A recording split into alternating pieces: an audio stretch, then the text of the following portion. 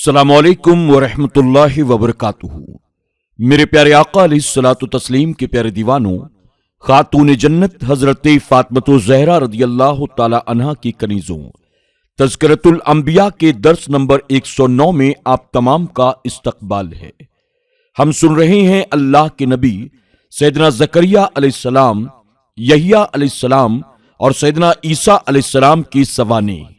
کل کے درس میں ہم نے یہ سنا کہ اللہ تبارک و تعالیٰ کے حکم سے جبرائیل علیہ السلام حضرت مریم کے پاس ایک مرد کی صورت میں حاضر ہوئے اور آپ نے فرمایا، مریم، میں تمہیں اللہ کے حکم سے ایک ستھرا بیٹا دینے کے لیے آیا ہوں۔ اس پر حضرت مریم گھبرائیں۔ آپ کو سب سے پہلے تو اس بات کا تعجب ہوا کہ میں جس جگہ پر مکمل پردے کے اہتمام کے ساتھ رہتی ہوں وہاں پر یہ غیر مرد آخر کیسے داخل ہو گیا۔ جبرائیل علیہ السلام نے تسلی دیتے ہوئے فرمایا، میں اللہ کے حکم سے آپ کے پاس آیا ہوں۔ اس پر حضرت مریم نے کہا، آج تک کسی مرد نے مجھے ہاتھ تک نہیں لگایا، پھر آخر میں کسی بچے کی ماں کیسے بن سکتی ہوں؟ اس پر جبرائیل علیہ السلام نے فرمایا، اے مریم، اللہ تبارک و تعالی جسے چاہتا ہے بن ماں باپ کے پیدا فرماتا ہے اور جسے چاہتا ہے بن باپ کے پیدا کرنے پر قدرت رکھتا ہے۔ جبرائیل علیہ السلام کی زبان سے یہ تمام باتیں سن کر حضرت مریم کو بڑا تعجب ہوا۔ بہرحال اللہ کے نبی سیدنا عیسیٰ علیہ السلام اپنی ماں کے شکم میں تشریف لاتے ہیں۔ انشاءاللہ اس کے آگے کے واقعات ہم آج کے درس میں سماعت کریں گے۔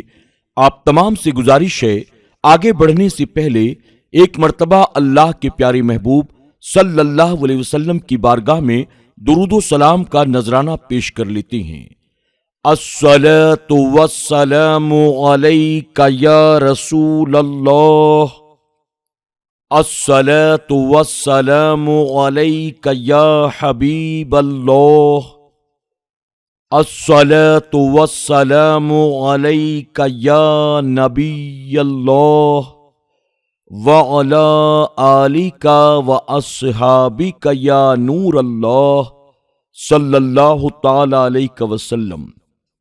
درد ذہ کے وقت پریشانی میں اضافہ، پس لے آیا انہیں درد ذہ یعنی پیدائش کے وقت ہونے والا درد، ایک کھجور کے تنے کے پاس بصد حسرت و یاس کہنے لگی، کاش میں مر گئی ہوتی اس سے پہلے اور بالکل فراموش کر دی گئی ہوتی۔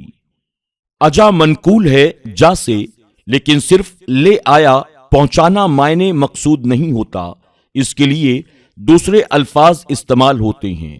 جب کسی کو کہیں جانے کے لیے مجبور کر دیا جائے اس وقت لفظ جا استعمال ہوتا ہے، یعنی آپ کو درد ذہ کی تکلیف کی وجہ سے جو حسرت حاصل ہوئی تھی اس نے ایک کھجور کے درخت کے پاس کے لیے مجبور کر دیا تھا، اور اس وجہ سے بھی آپ نے کھجور کے درخت کا رخ کیا تاکہ باتیں کرنے والوں سے پردہ پوشی رہے۔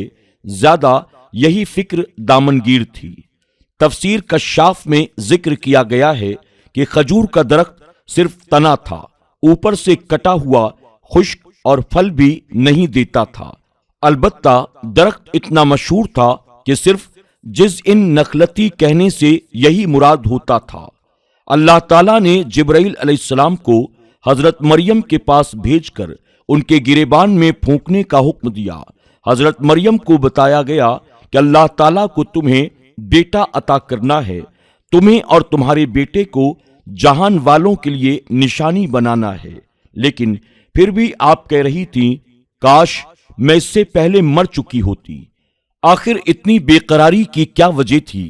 وجہ واضح ہے کہ یہ احساس تیزتر ہو گیا کہ اب تک لوگوں کی نظروں میں چھپی رہی، اور اب بچہ پیدا ہو گیا تو اسے کہاں چھپاؤں گی اور لوگوں کو کیا منہ دکھاؤں گی۔ شدت بیچارگی اور درماندگی میں یہ الفاظ زبان پر آ گئے۔ رب پر کوئی شکوہ نہیں تھا، بلکہ لوگوں کی تانا زنی کی فکر تھی، اور زیادہ تر ناسمجھ لوگوں کو سمجھانے کی فکر تھی۔ نیز رب سے خوف کی حالت میں اس طرح کے الفاظ صالحین سے ادا ہوتے رہے ہیں، جیسا کہ حضرت ابو بکر صدیق رضی اللہ تعالی عنہ نے ایک پرندے کو درخت پر بیٹھے ہوئے دیکھا تو آپ نے فرمایا، اے پرندے، تو کتنا ہی خوشبخت ہے، درخت پر بیٹھ کر اس کا پھل کھا رہا ہے، کاش میں بھی کوئی پھل ہوتا، مجھے پرندے کھا جاتے۔ آپ کا یہ کلام خوف الہی کی وجہ سے تھا۔ حضرت عمر رضی اللہ تعالی عنہ نے گھاس کا ایک تنکا ہاتھ میں لیا اور فرمایا، کاش میں بھی گھاس کا ایک تنکا ہی ہوتا، کاش میں کچھ بھی نہ ہوتا۔ آپ کا یہ ارشاد بھی اللہ تعالیٰ کے خوف کی وجہ ہی سے تھا۔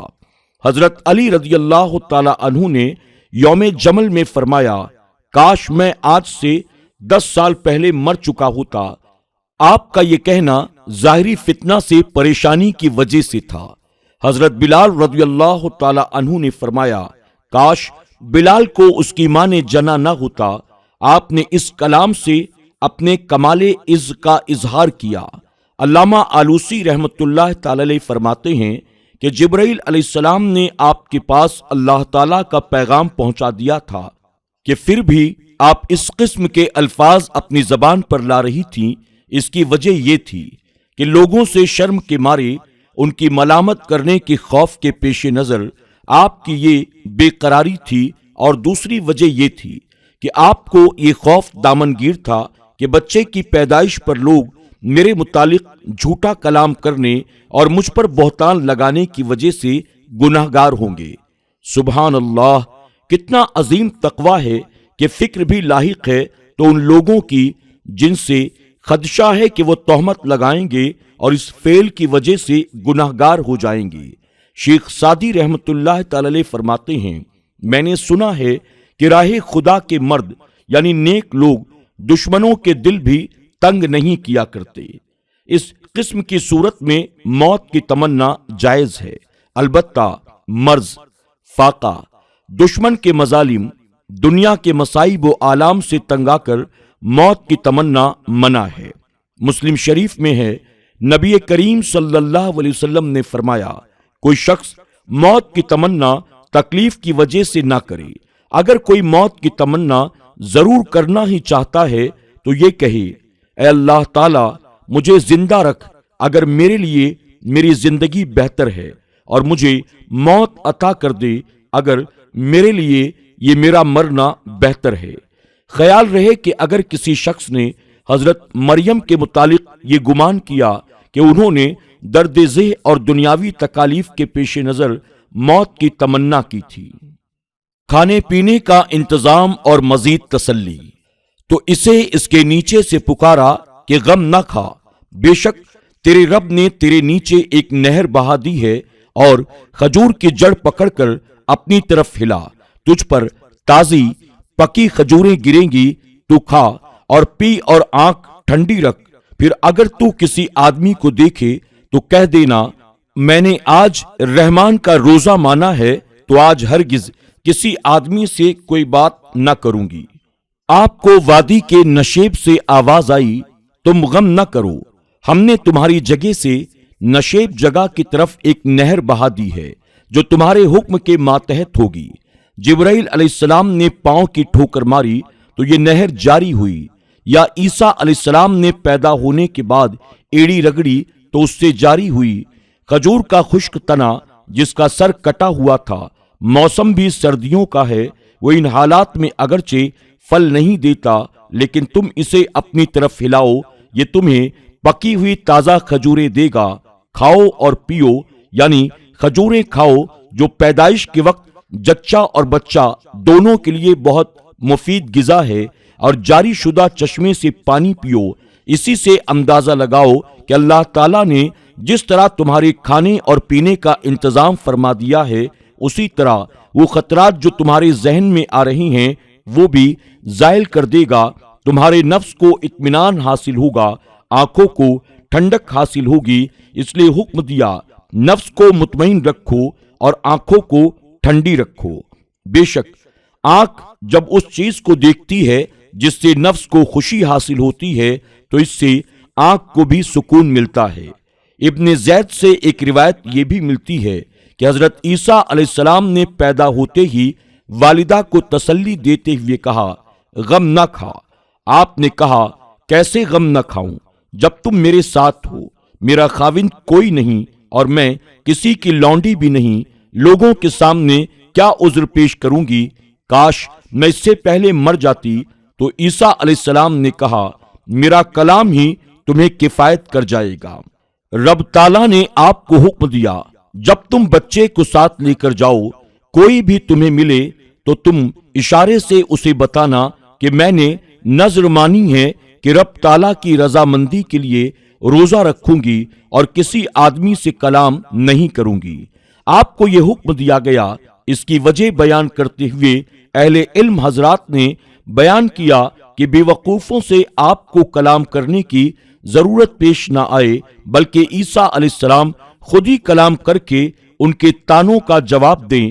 آپ کا کلام کرنا اور انہیں جواب دینا طعنوں کے ختم کرنے میں نص قطعی کا درجہ اسے حاصل ہوگا۔ میرے پیارے آقا علیہ الصلوۃ والتسلیم کے پیارے دیوانوں، خاتون جنت حضرت فاطمۃ الزہرا رضی اللہ تعالی عنہا کی کنیزوں، آج کے درس میں بس اتنا ہی۔ انشاءاللہ کل ہم سنیں گے جب حضرت مریم اپنے بیٹے عیسیٰ علیہ السلام کو ساتھ لے کر لوگوں کے پاس پہنچی تو لوگوں نے آپ سے طرح طرح کے سوالات کیے، ساتھ ہی تانا زنی کا سلسلہ شروع ہو گیا۔ پھر کس طرح سے عیسیٰ علیہ السلام نے اللہ کے حکم سے اپنی ماں کی گود میں رہ کر ان تمام لوگوں کی ایک ایک باتوں کا جواب دیا، اور اللہ رب العزت نے اس بات کو واضح کر دیا کہ حضرت عیسیٰ علیہ السلام اللہ کی نشانی ہے اور حضرت مریم بالکل پاک و صاف ہیں۔ آپ تمام سے گزارش ہے، اسی ذوق و شوق و محبت کے ساتھ روزانہ اس درس کو سنتے رہیں اور اپنے دوست احباب کے ساتھ بھی اسے ضرور شیئر کریں۔ اگر آپ ہمارے اس SDI آڈیو چینل پر نئے آئے ہیں، آپ نے اسے سبسکرائب نہیں کیا تو ابھی سبسکرائب کر لیں، اور روزانہ آنے والے درس کی نوٹیفیکیشن کے لیے بیل آئیکن کو کلک کرنا نہ بھولیں۔ ساتھ ہی اس درس کو لائک بھی کریں اور کمنٹ باکس میں جا کر ایک مرتبہ سبحان اللہ لکھ کر مزید ثواب کے حقدار بنیں۔ السلام علیکم ورحمۃ اللہ وبرکاتہ۔